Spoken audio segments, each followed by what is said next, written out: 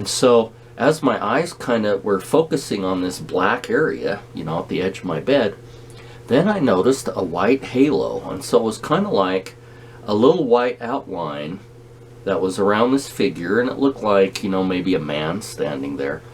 But because the entity was so dark, it actually formed a little white line, or a white area, or like a little white aura, right? That was maybe an inch, that was illuminating it, because the black outside of the entity was not as dark.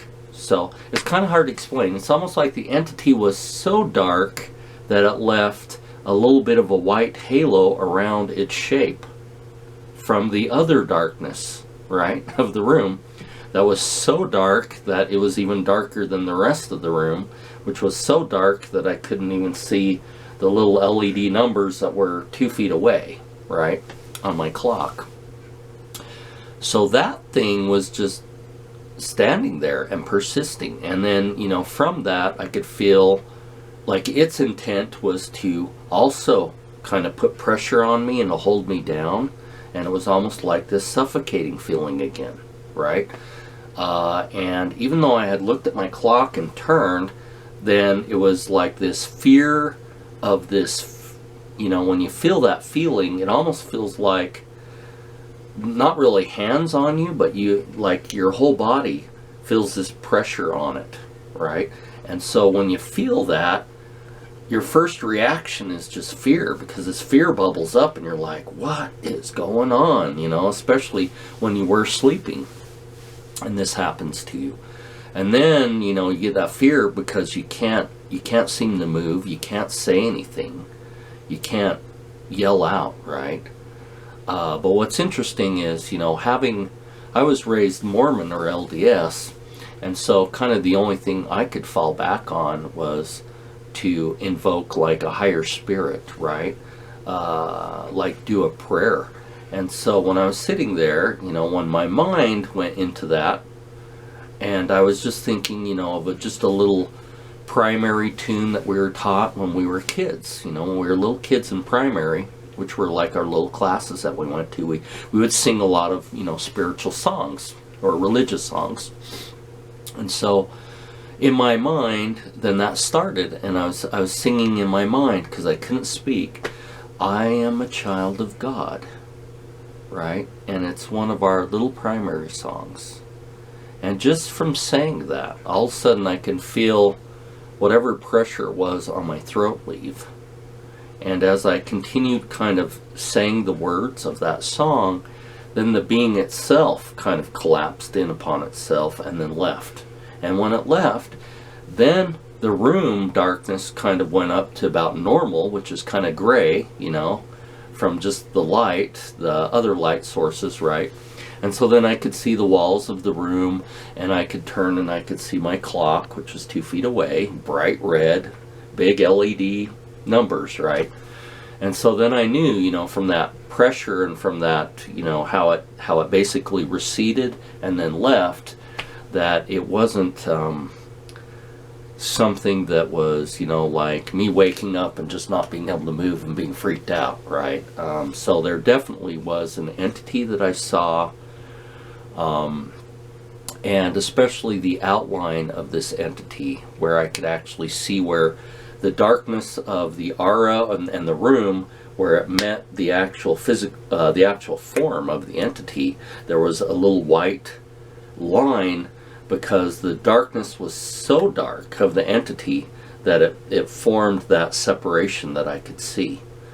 So that was one of the main entity visitations that I had. And then I had another one that was, almost the same as that, but I could see the figure a little bit more.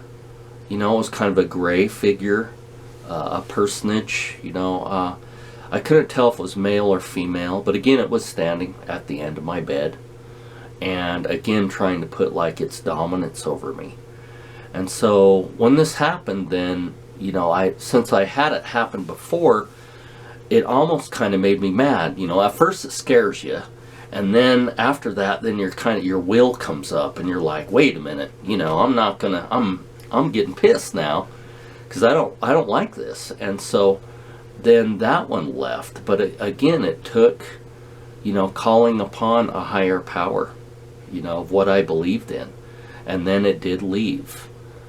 And then the last time that this happened to me in that house in Kearns is I was sleeping blissfully, right, in my room, and I was kind of coming out of sleep, and I could feel a pressure on my chest, right? Something kind of heavy on my chest.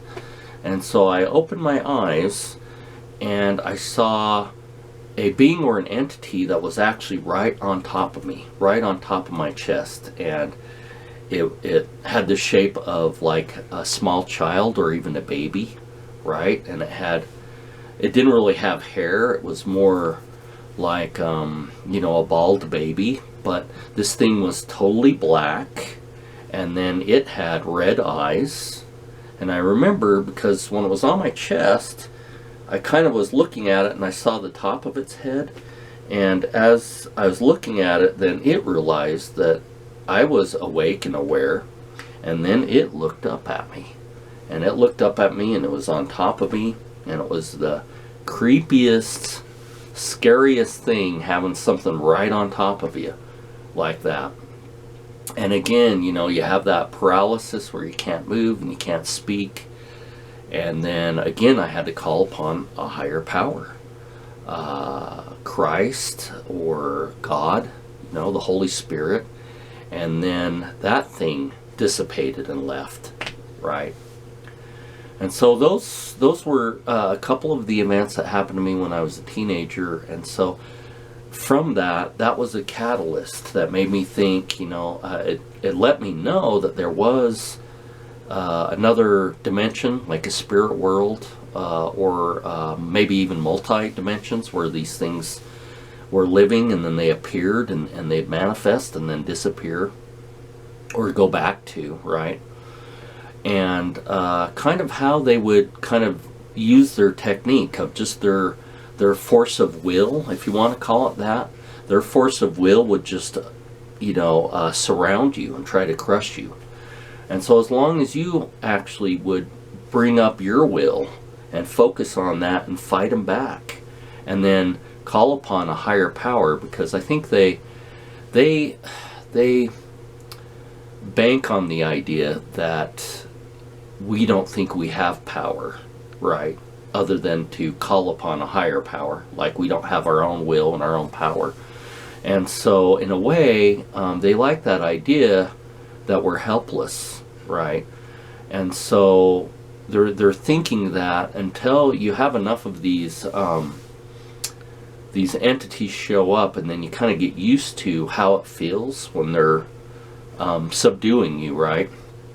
Then you kind of, you relax, and you put the mind into motion to call upon you know, forces of good, right? Things that they detest and hate, because they want to feed on your fear, right? When they're holding you down, and your and your powerlessness, right?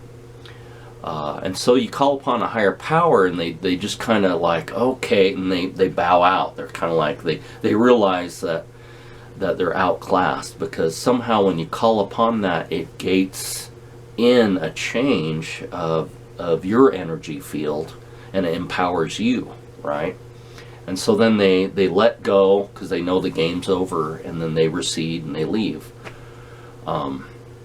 So anyway, those are a couple of the experiences that I've had. And then I had a couple more experiences in my adult years that were interesting too. And so I'll do another Tea with Shen and talk about them. I know this one's probably kind of a long video. So anyway, thanks for joining me tonight, listening to my stories. And if you have any comments, you know, or experiences that were like mine, go ahead and leave some little messages on the YouTube video. And I'll talk to you later. Good night.